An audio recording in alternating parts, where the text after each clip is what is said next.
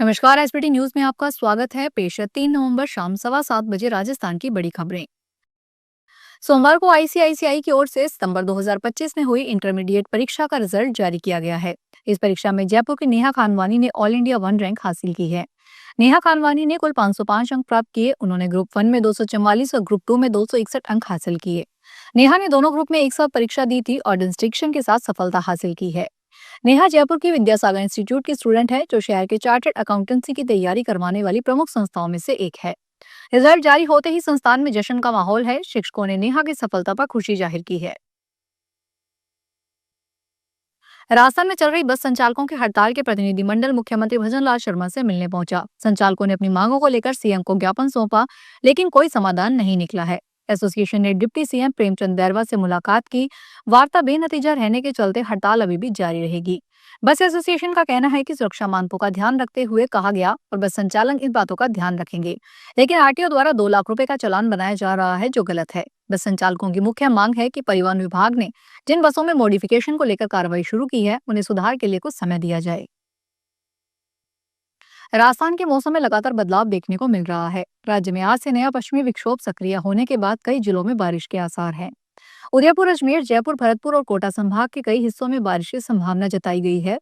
मौसम विभाग ने अगले 48 घंटे के दौरान बिजली चमकने और हल्के से मध्यम बारिश की चेतावनी दी है। इस बीच बीकानेर संभाग में आंशिक बादल छाए रहेंगे और 5 नवंबर से मौसम शुष्क रहेगा। पिछले 24 घंटों के दौरान राज्य में कहीं कहीं हल्की बारिश नजर आई है। राज्य में सर्वाधिक बारिश सराड़ा, उदयपुर में 5.0 मिलीमीटर दर्ज की गई। इंटरनेशनल पुष्कर मेला 2025 अपने परवान पर है। टूरिज्म डिपार्टमेंट की ओर से कई कार्यक्रम आयोजित किए जा रहे हैं। मेला ग्राउंड में लगान थीम पर क्रिकेट प्रतियोगिता आयोजित की गई है, जिसे इंडिया की टीम ने 6 ओवर और 3 बॉल में 105 रन बनाकर जीत हासिल की है। मेला ग्राउंड में पर्यटन विभाग की ओर से मूज कंपटीशन आयोजित किया जा रहा है। 34 प्रतिभागियों ने कंपटीशन में पार्टिसिपेट किया है। इसमें वकील, पीटीआई टीचर और अन्य लोगों ने भाग लिया है। मेला ग्राउंड में विदेशों के बीच साफा और तिला प्रतियोगिता आयोजित की गई, जिसमें सबसे पहले अर्जेंटीना से आए कपल पाब्लो और कोस्टा ने पहला स्थान प्राप्त किया। पहला स्थान प्राप्त करने वाले विदेशी ने 15 सेकंड में ही साफा बांध लिया। आईपीएल नीलामी स्थल को लेकर सोच में बदलाव होता दिख रहा है, जिसे अब विदेश में आयोजित होने की संभावना है। हालांकि फ्रेंचाइजियों को अभी तक आधिकारिक तौर पर शहर के बारे में सूचित नहीं किया गया, लेकिन उन्हें इसके बारे में संकेत जरूर दिए गए। हमेशा की तरह संभावित स्थल खाड़ी क्षेत्र में कहीं माना जा रहा है। संयुक्त अरब अमीरात में अबू धाबी एक मजबूत संभावना है, लेकिन ओमान और कतर जैसे अन्य मध्य पूर्वी स्थानों पर भी विचार किया जा रहा है।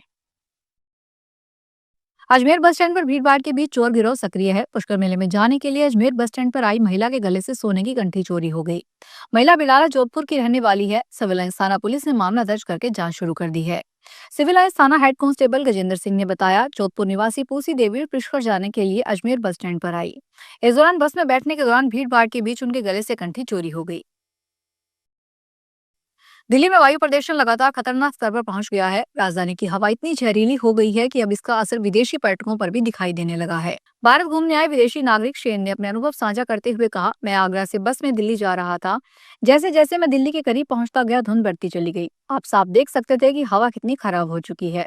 शहर के करीब आते आते तो स्थिति इतनी खराब हो गई कि बस के अंदर से बाहर देखना भी मुश्किल हो गया। राजस्थान के मुख्यमंत्री भजनलाल शर्मा के नेतृत्व में राजस्थान की औद्योगिक प्रगति को नई दिशा मिल रही है। राजस्थान सरकार लगातार प्रदेश की औद्योगिक क्षमता को सुदृढ़ बनाने की दिशा में ठोस कदम उठा रही है। इसी क्रम में मुख्यमंत्री ने भीलवाड़ा, डीडवाना, कुचामन और फलोदी जैसे नई औद्योगिक परियोजनाओं के लिए राजस्थान औद्योगिक विकास और निवेश निगम लिमिटेड को भूमि आवंटन की मंजूरी प्रदान की है।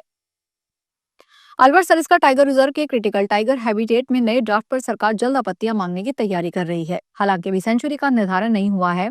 बताया जा रहा है कि ड्राफ्ट में कोई बदलाव नहीं होगा। उसके बाद राष्ट्रीय वन्य जीव बोर्ड में प्रस्ताव भेजा जाएगा। सरिस्का सीटीएच प्रकरण पर सुनवाई 8 दिसंबर को सुप्रीम कोर्ट में होगी। पूर्व में हुई सुनवाई में सरकार ने कोर्ट में कहा था कि वह सेंचुरी के निर्धारण के कारण सीटीएच पर भी आपत्तियां मांगेगी और उनका समाधान करते हुए यह प्रस्ताव लाया जाएगा। राजस्थान के उदयपुर जिले के कुरावड़ इलाके में लगातार दूसरे दिन तेंदुए की दस्तक ने ग्रामीणों में दहशत फैला दी। सोमवार सुबह करीब 7 बजे खेतों से होता हुआ एक लेपर्ड अचानक बस्ती में दाखिल हो गया और एक कच्चे मकान के अंदर जा घुसा। गनीमत रही कि उसने किसी पर हमला नहीं किया, लेकिन घटना से इलाके में अफरा तफरी मच गई। ग्रामीणों ने हिम्मत दिखाते हुए घर का गेट बंद कर तेंदुए को एक कमरे में कैद कर लिया। इसके बाद वन विभाग की रेस्क्यू टीम ने उसे ट्रैकुलाइज कर पिंजरे में डालकर सुरक्षित जंगल में छोड़ दिया। भरतपुर शहर के सारस चौराहा निवासी 9वीं कक्षा के छात्र धनंजय चौधरी उर्फ लक्की ने अपनी प्रतिभा से सबको चौंका दिया। लक्की ने कबाड़ और बाइक के पुराने पुर्जों से एक ऐसा मिनी ट्रैक्टर बनाया जो सड़क पर करीब 70 किलोमीटर प्रति घंटे की रफ्तार से दौड़ता है। जब ये छोटा ट्रैक्टर सड़कों पर गुजरता है तो लोग इसे देखने के लिए ठहर जाते हैं। आलम यह रहता है कि कोई सेल्फी लेता है तो कोई वीडियो बनाता है। इसके बाद हर कोई लक्की की तारीफ किए बिना नहीं रहता। बूंदी के नौताड़ा क्षेत्र में दीपावली के बाद लगातार हुई 2 दिनों की बारिश ने किसानों की धान की उपज को लेकर बची हुई उम्मीद पर पानी फेर दिया। उड़द और सोयाबीन की फसलें तो पहले ही अतिवृष्टि की भेंट चढ़ गई थी और धान की फसल बची थी वह भी बरसात की भेंट चढ़ गई। खेतों में खड़ा धान बरसात में हवा के कारण आड़ा पड़ गया और वहीं जिन किसानों का धान कट गया और वह घर पर रखने और मंडी में जगह नहीं होने के कारण खेतों में फैला रखा था, वह भी अब अंकुरित होने लगा है और बदबू मारने लगा है। ये सब किसान कहीं इधर उधर जगह देखकर धूप में सुखाने का प्रयास कर रहे हैं। झुंझुनू में खाद्य सुरक्षा योजना में अपात्र होते हुए भी लंबे समय से सस्ती दर पर सरकारी गेहूं का लाभ उठा रहे लोगों पर अब सख्त कार्रवाई शुरू हो गई है। रसद विभाग ने जिले में 860 अपात्र लाभार्थियों को नोटिस जारी कर दिए हैं। इन सभी को चेतावनी दी गई है कि यदि स्वेच्छा से योजना से अपना नाम नहीं हटवाया तो उनसे नियमों के अनुसार 30 रुपए 57 पैसे प्रति किलोग्राम की दर से वसूली की जाएगी। इस कार्रवाई के ऐलान से उन लोगों में हड़कंप मच गया जो वर्षों से पात्रता मानदंडों का उल्लंघन कर योजना का लाभ ले रहे थे। राजस्थान के कृषि मंत्री डॉक्टर किरोड़ीलाल मीणा ने सोमवार को अपना जन्मदिन पैतृक गांव मनोहरपुर में सादगी से मनाया। इस अवसर पर उन्होंने 75 लाख रुपए की एक एम्बुलेंस जनता को समर्पित की। डॉक्टर मीणा ने कहा कि फलौदी में हुए सड़क हादसे के कारण बड़े स्तर पर खुशी मनाना उचित नहीं है।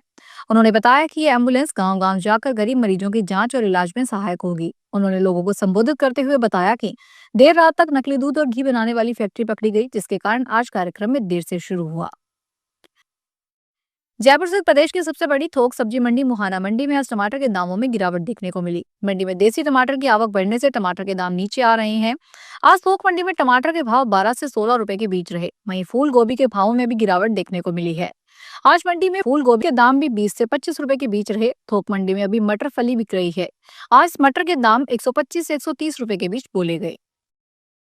फिलहाल इस बुलेटिन में इतना ही, फिर हाजिर होंगे बड़ी खबरों के साथ।